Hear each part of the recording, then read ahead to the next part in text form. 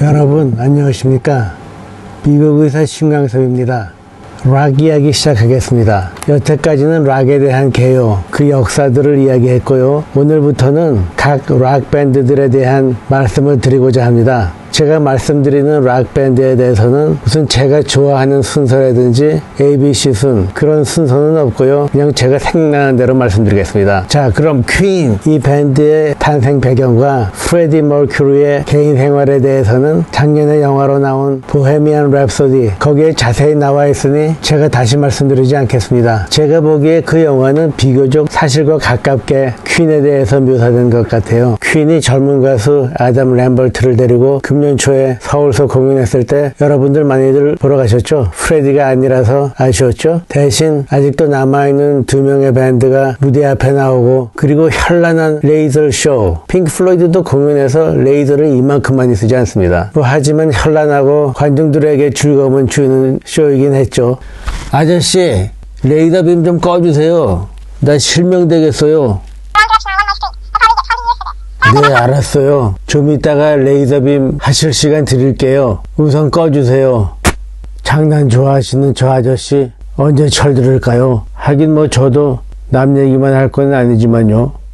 제가 그 똑같은 쇼를 본 것이 3년 전인데 그때가 제가 퀸을 처음 본 것입니다. 제가 30년 전에 미국에 왔을 때는 퀸의 공연 활동이 없을 때였고, 그 이후에 프레디가 죽고 나머지 멤버들도 공연을 거의 하지 않았었습니다. 제 채널을 보시면 그때 제가 관중석에서 찍은 동영상이 3번에서 6번까지 있으니 참조하시기 바랍니다. 294번에서 299번까지가 Almost Queen 이라는 퀸 트리뷰트 밴드 공연이죠. 역시 제가 찍은 것입니다. 오리지널 밴드가 연주하는 것을 음표 하나하나 그대로 똑같이 하는 밴드인데 목소리와 모습이 프레디 머큐리와 똑같아서 저는 사실 그 쇼를 더 즐겼습니다. 이렇게 오리지널이 아닌 트리뷰트 밴드를 볼 때는 되도록 멀리서 보는 게 좋죠. 그래야 원래 밴드와 차이점을 별로 못 느낍니다. 제 기억으로는 1984년에 베이시스트 존 디컨과 드러머 로저 테일러가 한국에 들린 적이 있습니다. 그때가 퀸의 일본 공연 중이었죠. TV 100분 쇼라는 프로그램에 당시 인기 있던 K모 DJ께서 나와서 사회를 보셨습니다. 옆에 통역하는 사람이 따로 있었어요. 그런데 로저 존이 걸어서 인터뷰 현장으로 들어옵니다. 서로 간단히 인사하고 자리에 앉죠. 그리고 나서 이 K모 DJ 양반께서 혼자서 자기 얘기만 하는 겁니다. 이 오리지널 멤버들이 옆에 있는데 말이죠. 자기 혼자서 퀸이 얼마나 훌륭한 밴드이고 이 사람들이 비틀즈의 영향을 받고, 당시에 비틀즈의 영향을 받지 않는 밴드가 어디 있습니까? 그리고 이 사람들의 취미는 무엇이고 성격은 어떻고 등등 혼자 얘기하는 겁니다. 존과 로저한테는 말할 기회를 주질 않아요. 그리고 나서 한 20분 후에 다 됐다 그러면서 인사시키고 퇴장시키는 겁니다. 로저와 존은 말도 몇 마디 하지 않고 어이없는 표정으로 일어나서 퇴장하고 말죠. 기대를 갖고 시청했던 저도 할 말이 없었습니다. 지금 보시는 것이 당시의 월간 팝송에 나온 그들의 사진인데, 월간 팝송에서는 그들의 인터뷰 기사가 제대로 실린 것 같아요. 퀸이라는 이름은 프레디 머큐리가 붙인 것인데 왜 퀸인지 브라이언 메이에 의하면 특별한 뜻은 없는 것 같습니다. 킹이 아니라 퀸인 것이 프레디의 동성애적 성향을 나타낸 것이냐 하는 말도 있다는데 그것들은 후에 났던 풍문이라죠. 퀸의 노래는 프레디 머큐리와 브라이언 메이 그 둘이 전부 만든 것은 아니고 나머지 두 명이 작곡한 것들도 많이 있습니다. 릭 웨이크먼의 라디오 쇼에 브라이언 메이가 출연하여 인터뷰할 때 릭이 말하기를 이렇게 밴드 멤버 전부가 작곡한 것이 한결같이 인기 차트에서 1위를 했던 밴드는 퀸밖에 없다 이야기하니 브라이언 메이도 거기에 동의했습니다. 비틀즈도 그렇지 못했대요. 프레디의 말에 의하면 밴드 멤버 중 어느 하나가 노래를 가지고 오면 나머지 멤버들도 거기에 따라서 다 잘해보려고 노력했던 민주적인 밴드였다고 하네요. 디퍼플의 리치 블랙모어 그의 말에 의하면 퀸이 미국에 와서 흥행에 성공할 수 있던 것이 매우 의아했다고 해요. 왜냐하면 미국 사람들은 코드 서너 개만 가지고 반복되는 단순한 노래들을 좋아하는데 퀸은 그보다 훨씬 복잡하고 코드가 서너 개가 아닌 25개가 반복되는 음악이었다 이거죠. 브라이언 메이가 영향받았다고 하는 기타 수는 보시는 이것처럼 다양한데 그중 개인적으로 친했던 사람은 제프 백과 블랙 사바스의 토니 아이오미라고 말합니다. 제가 가지고 있는 퀸의 포스터와 브라이언 메이의 친필 사인을 보여드리겠습니다. 그들의 앨범들이죠. 브라이언이 이 포스터에 직접 사인해 준 것은 아닙니다. 브라이언 메이의 친필 사인은 바로 이 책에 있던 것입니다. 브라이언이 혼자 쓴 것은 아니고 다른 천문학학자들과 함께 쓴 천문학 책이죠. 일반 사람들이 보기 쉽도록 재미있게 쓴 유익한 책입니다. 브라이언 메이는 대학 시절 물리학을 전공했습니다. 그리고 나서 천문학에 취미가 있어 천문학 대학원을 진학하게 되죠. 동시에 브라이언은 어느 학교에서 수학을 가리키고 로컬 클럽에서 밴드 활동도 하고요. 그렇지만 재정적인 문제로 천문학 대학원 꿈은 중도 포기하고 맙니다. 후에 브라이언은 천문학 명예 박사 학위도 받게 되죠. 브라이언의 친필 사인이 이 책에 한정판 몇 개만 있었는데 제가 운이 좋게 하나 구했습니다. 런던에서 공수된 책이죠. 친필 사인 있는 책을 제가 이렇게 뜯어서 포스터와 함께 액자에 넣어서 전시하고 있는데 전 그걸 후회하고 있습니다. 이 책과 친필 사인 모두 가치가 떨어졌기 때문입니다. 그렇게 함으로써 제가 가지고 있는 퀸의 친필 사인은 이것이 유일합니다. 참고로 말씀드리지만 여러분들 이베이 등에 가면 프레디 머큐리를 비롯해서 퀸의 친필 사인이라는 것을 무수히 볼 수가 있습니다. 셀 수 없을 만큼 많이 있어요. 이걸 사면 무슨 증명서라는 것도 함께 따라온다는데 진짜인지는 믿을 수가 없죠. 이베이에서는 예수님의 친필 사인이나 부처님의 인감 도장까지도 구할 수가 있으니까요. 이런 것만을 전문으로 하는 가짜 전문가들이 있습니다. 제가 소장하고 있는 것들은 모두 진짜인데 그것들에 대해서는 기회 있을 때마다 말씀드리죠. 브라이언이 처음 쓰던 기타는 자기가 10대 때 한 2년 걸려 제작한 것이죠. 그 아버지가 전기 부품과 배선 등을 해주고요. 존 디컨이 대학에서 공학을 전공했지만 녹음 스튜디오나 공연장의 음향 등에 기여한 바는 없다고 자신이 말하죠. 여러분, 연예인이 성공하려면 우선 실력과 기본 자질이 있어야 하겠지만 그것이 전부가 아니죠. 예를 들어서 전국 노래자랑에서 1등을 한 사람이 그 인기와 흥행에서 모두 성공하는 것은 아니죠. 세 가지 필수 요소가 있습니다. 우선 운이 좋아야 하죠. 알맞는 때와 시대가 요구하는 그런 것들 말입니다. 둘째는 밴드를 키워줄 사람을 찾아야 합니다. 매니저죠. 매니저가 라디오 방송마다 찾아다니며 이 음악을 틀어달라 부탁하고 음반 판매하는 곳에 판매를 부탁하고 순회 공연 알선하고 그때마다 밴드 멤버들에게 돈이 얼만큼 돌아갈지 흥정하고 등이죠. 세 번째로 더 중요한 것이 프로듀서입니다. 음식점이 가득 몰려있는 어느 골목에서 유독 어느 집이 맛있다고 소문나는 것은 똑같은 재료를 가지고서도 주방장의 솜씨에 달린 것이잖아요. 프로듀서의 역할이 그런 것입니다. 아무리 실력이 좋아도 이 세 가지가 충족되지 않아서 한두 앨범만 반짝하고 먼지처럼 사라지는 밴드가 무수히 있죠.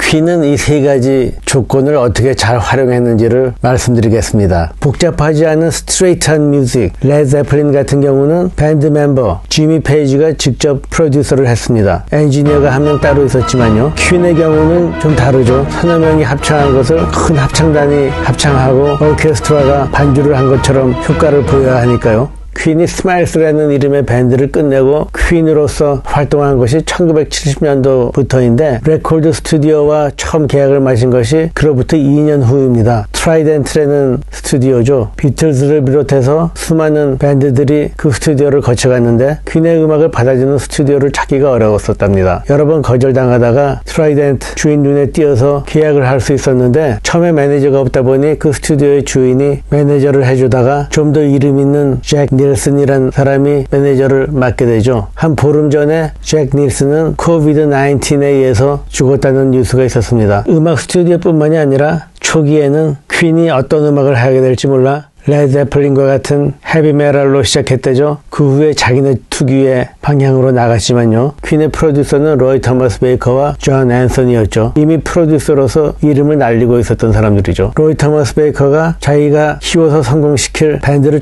마침 찾고 있던 무렵이었습니다. 어느 클럽에서 퀸의 연주를 처음 보게 되었어요. 괜찮은 것 같아서 공연 후에 퀸을 만났죠. 그래서 데모 테이프를 하나 가져오라 했더니 처음으로 가져온 것이 Keep Yourself Alive. 로이가 한번 들어보니까 야, 이 밴드 잘 나갈 것 같구나 생각돼서 프로듀서를 맡게 됐죠. 처음 네 앨범이 모두 그의 작품입니다. 말씀드린 Keep Yourself Alive는 첫 번째 앨범의 첫 노래로 음반에 등장하게 되고요. 만약 로이 토머스 베이커가 아니었다면 지금의 퀸과 같은 밴드는 탄생되지 않았을 겁니다. 이 사진은 로이 토머스 베이커가 당시에 퀸의 멤버들과 함께 사진 찍은 것인데 지금의 모습은 이거죠. 그때와 많이 다릅니다.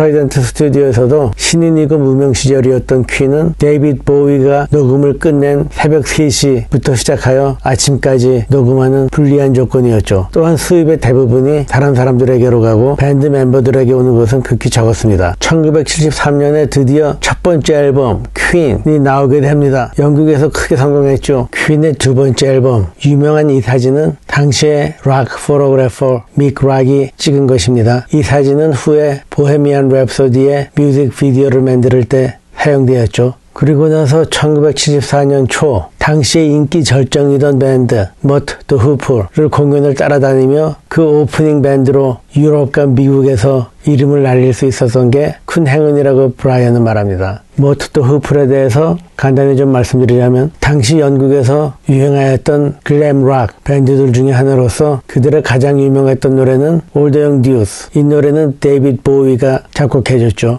당시 퀸은 머트 더 후프이 All the Young Dudes를 부를 때 무대 위에서 배킹 보컬을 해주기도 했습니다. 하나 특이한 일은 이 밴드의 기타리스트 믹 랄프가 70년대 중반 폴 로저스와 함께 배드 컴퍼니라는 밴드를 결성하여 머트 더 후프 때보다도 더 성공하게 되었는데 그때의 가수 폴 로저스가 퀸의 멤버들과 함께 앨범도 내고 순회 공연을 한 적도 있죠. 프레디 머큐리가 죽은 후 추모 공연을 했을 때도 머트 더 후프의 멤버인 이안 헌터와 믹 란슨이 참여하기도 했습니다. 그래서 락 잡지 서커스에도 이들이 등장하기 시작하는데 이걸 보시면 아직도 신인 밴드라 그런지 잔 디컨의 이름을 디컨 존이라고 두 번이나 써놓았죠. 다른 사람들은 원래대로인데 말입니다. 서커스의 이 기사를 보면 퀸을 블랙 사바스와 예스에 비교를 했죠. 제가 가지고 있던 퀸의 포스터를 하나 공개하죠. 1974년에 락 매거진 서커스입니다. 미국과 영국에서 판매되었죠. 표지에는 유라이아 힙의 가수 데이브 바이런이 나와 있군요. 이 퀸의 포스터가 있는데 제가 뜯질 않았어요. 왜냐하면 이 잡지가 제가 두 번째로 산 것들이기 때문에요. 오래전 한국에서 74년 이 당시에 나올 때 잡지들에서 포스터가 어떻게 생겼는지 이미 알고 있거든요. 그래서 굳이 뜯을 필요가 그동안 없었죠. 괜히 뜯으면 분실되기 쉽고 해서요. 그렇지만 독자분들을 위해서 제가 여기서 공개합니다.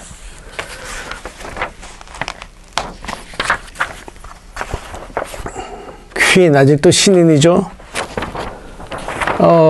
멋집니다. 프레디 머큐리와 존 디컨의 사진이에요. 그리고 또 다른 기사. 이것은 어느 사람이 보슨의 퀸이 올 거를 기대하고 표까지 미리 사놨다는 이야기인데 안타까운 일이 벌어졌죠. 순회 공연 도중 브라이언 메이가 간염에 걸려서 얼굴은 황달이고 몸은 쇠약해져서 연주를 할 수가 없어 영국으로 돌아오고 맙니다. 이것이 뉴욕에서 공연하던 도중 일어난 일이니 그 이후 보스턴에 가려 했던 일정 등이 모두 취소되었습니다. 이 글을 쓰신 분 아마 그때 실망하셨을 겁니다. 최근에 브라이언이 또 다른 건강상의 이유로 큰 공병을 겪게 되죠. 심근경색증이 와서 심장 주위에 관상동맥 스텐트 시술을 하고 지금 회복 중입니다. 한 보름 전 일이에요. 퀸의 세 번째 앨범 Sheer Heart Attack, 이게 무슨 뜻인지는 저도 잘 모르겠는데요. 이 앨범으로 퀸은 더 큰 밴드로 발돋움하게 됩니다. 세계 순회 공연들을 하면서 이제는 다른 밴드의 오프닝이 아닌 자기네가 주인공이죠. 자기네들을 위해서 오프닝을 해주었던 밴드들이 스틱스, 캔서스, 마호가니 러쉬 등이죠. 이때 처음으로 일본 시장을 개척합니다. 일본에서만 8번 공연 모두 매진이었고요. 프레디는 이때 일본 문화에 흠뻑 젖어들게 되고 앞으로 나올 음반들의 일본풍의 노래, 일본 전통악기까지도 연주하게 되죠. 퀸이 일본에 가면 극성 팬들 때문에